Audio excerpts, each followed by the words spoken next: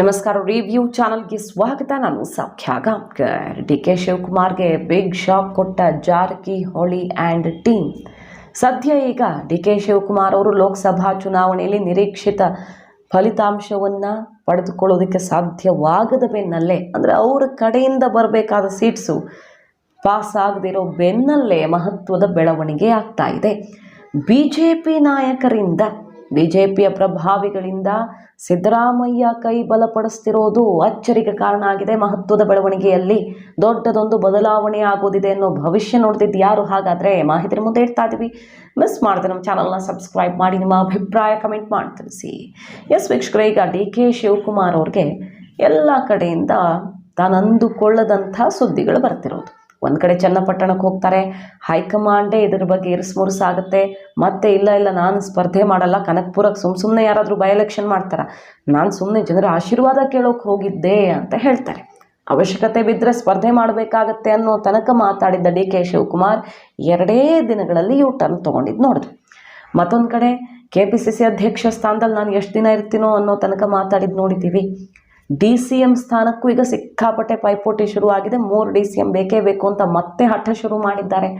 ಜಮೀರ್ ಅಹ್ಮದ್ ಖಾನ್, ರಾಜಣ್ಣವ್ರು ಮಾತಾಡ್ತಿದ್ದಾರೆ, ಸತೀಶ್ ಜಾರಕಿಹೊಳಿ ಮಾತಾಡ್ತಿದ್ದಾರೆ, ಬೇರೆ ಬೇರೆ ನಾಯಕರೆಲ್ಲ ಪಟ್ಟು ಹಿಡಿದಿರೋದು ನೋಡಿದ್ದೀವಿ. ತಪ್ಪೇನು? ಈಗಲಾದರೂ ಎಚ್ಚೆತ್ಕೊಳ್ಬೇಕು ಹೈಕಮಾಂಡ್. ಮೊದಲೇ ಜಾತಿವಾರು ಇರುವಂಥ ಸಮುದಾಯಗಳಿಗೆ ಪ್ರಾತಿನಿಧ್ಯ ಕೊಟ್ಟಿದ್ರೆ ರಿಸಲ್ಟೇ ಬೇರೆ ರೀತಿ ಇರ್ತಿತ್ತು ಅನ್ನೋ ರಿಪೋರ್ಟನ್ನು ಕೊಡಲಾಗ್ತಿದೆ. ಮತ್ತು ಯಾವ ಡಿ.ಕೆ. ಶಿವಕುಮಾರ್ ಅವ್ರನ್ನ ಡಿಸ್ಟರ್ಬ್ ಮಾಡಬಾರ್ದು ಅನ್ನೋ ಕಾರಣಕ್ಕೆ CM ಕುರ್ಚಿಗೆ ಪಟ್ಟು ಹಿಡಿದಿದ್ದವ್ರಲ್ವ ಅವರು, ಸಿದ್ದರಾಮಯ್ಯನವ್ರ ಜೊತೆಗೆ ಪೈಪೋಟಿಗೆ ಬಿದ್ದವರು ಹೇಗೋ ಹೈಕಮಾಂಡ್ ಮಾತಿಗೆ ಕಟ್ಟು ಬಿದ್ದು ಸುಮ್ಮನಿದ್ದಾರೆ. ಈಗ DCM ವಿಚಾರದಲ್ಲಿ ಡಿಸ್ಟರ್ಬ್ ಮಾಡೋಕ್ಕಾಗತ್ತಾ ಅನ್ನೋ ಥರ ಅಲ್ವಾ ಬೇರೆಯವ್ರನ್ನೆಲ್ಲ ಸುಮ್ಮನಿರಿಸಿದ್ದು. ಆದರೆ ಈಗ ನೋಡಿ, ಅಸಲಿ ಎತ್ತು ಬಯಲಾಗಿದೆ. ಡಿ.ಕೆ. ಶಿವಕುಮಾರ್ ಅವರ ನಾಯಕತ್ವದಿಂದಲ್ಲ ಫಲಿತಾಂಶ ಬಂದಿದ್ದು, ಸಿದ್ದರಾಮಯ್ಯನವರಿಂದ ಅನ್ನೋ ರೀತಿಯಲ್ಲಿ ಸಿದ್ದರಾಮಯ್ಯ ಬಣ ಶಕ್ತಿ ಪ್ರದರ್ಶನ ಶುರು ಮಾಡಿದೆ. ಲೋಕಸಭಾ ಚುನಾವಣೆಯಲ್ಲಿ ಅರ್ಥ ಆಗಿದೆ. ಒಕ್ಕಲಿಗ ಬೆಲ್ಟಲ್ಲಿ ನಮಗೇನು ಬಂದಿದೆ? ಹಳೆ ಮೈಸೂರಲ್ಲಿ ಸಿಕ್ಕಿದ್ದೇನು? ಚಾಮರಾಜನಗರ, ಹಾಸನ ಗೆದ್ದಿರೋದು. ಹಾಸನ ಪೆನ್ ಡ್ರೈವು, ಚಾಮರಾಜನಗರದಲ್ಲಿ ಸಿದ್ದರಾಮಯ್ಯನವರ ಬಲ. ಹಾಗಾಗಿ ಡಿ.ಕೆ. ಶಿವಕುಮಾರ್ ಅವ್ರು ಏನು ಮಾಡಿದ್ದಾರೆ? ಬೆಂಗಳೂರು ಗೆಲ್ಲಿಸ್ಕೊಂಡ್ರ, ಡಿ.ಕೆ. ಸುರೇಶ್ ಅವ್ರನ್ನ ಗೆಲ್ಲಿಸ್ಕೊಂಡ್ರ ಅನ್ನೋ ರೀತಿಯಲ್ಲಿ ಅಸಮಾಧಾನದ ಮಾತುಗಳು ಡಿ.ಕೆ. ನಾಯಕತ್ವದ ವಿರುದ್ಧ ಡೆಲ್ಲಿ ತನಕ ತಲುಪಿದ್ದಾಗಿದೆ, ಗೊತ್ತಿರೋದೆ ಅದೆಲ್ಲ.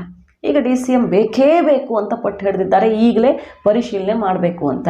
ಇವೆಲ್ಲ ಸದ್ಯದ ಬೆಳವಣಿಗೆಗಳು. ಇದರ ನಡುವೆ BJPಯವರು ಈಗ ಆಡ್ತಿರುವ ಮಾತುಗಳು, ರಮೇಶ್ ಜಾರಕಿಹೊಳಿ ಆ್ಯಂಡ್ ಟೀಮ್ ಅಚ್ಚರಿಯ ನಡೆ ಕುತೂಹಲಕ್ಕೆ ಕಾರಣ ಆಗಿರೋದು.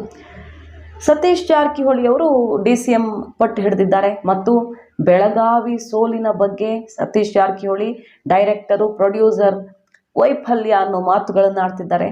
ಲಕ್ಷ್ಮೀ ಹೆಬ್ಬಾಳ್ಕರ್ ಮತ್ತು ಇನ್ಯಾರದ್ದು ಟಾರ್ಗೆಟ್ ಮಾಡದಂತೆ ಕಂಡು ಬಂತು, ನೋಡಿದ್ದೀವಿ. ಅದೆಲ್ಲ ಪರಾಮರ್ಶೆ ಆಗಬೇಕು, ಸೋಲಿನ ಪರಾಮರ್ಶೆ ಆಗಬೇಕು, ಎಲ್ಲೆಲ್ಲಿ ಏನೇನಾಗಿದೆ, ಯಾರು ವೈಫಲ್ಯ ಅನ್ನೋದು ಗೊತ್ತಾಗಲಿ ಅನ್ನೋ ಮಟ್ಟಿಗೆ ಹೈಕಮಾಂಡ್ಗೆ ರಿಪೋರ್ಟ್ ಕೊಡ್ತಿರೋದು. ಈಗ ರಮೇಶ್ ಜಾರಕಿಹೊಳಿ ಅವರು ಒಂದು ಮಾತಾಡಿದ್ದಾರೆ.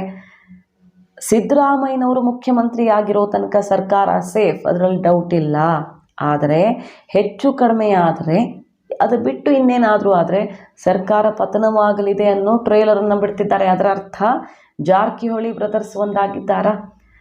ಅಲ್ಲಿ ಬೆಳಗಾವಿ ರಾಜಕಾರಣದಲ್ಲಿ ಗೊತ್ತಿರೋದೆ ಅದು. ಜಾರಕಿಹೊಳಿ ಬ್ರದರ್ಸ್ ಪಕ್ಷವನ್ನು ಮೀರಿ ಎಲೆಕ್ಷನ್ ಅಂತ ಬಂದಾಗ ಒಗ್ಗಟ್ಟು ಪ್ರದರ್ಶನ ಮಾಡ್ತಾರೆ ಅಂತ. ಚಿಕ್ಕೋಡಿಯಲ್ಲಿ ಪ್ರಿಯಾಂಕಾ ಗೆಲುವಿಗೆ BJPಗರ ಸಪೋರ್ಟು ಇದೆ ಅನ್ನೋ ಮಾತುಗಳನ್ನೆಲ್ಲ ಕೇಳಿದ್ವಲ್ಲ ನಾವು.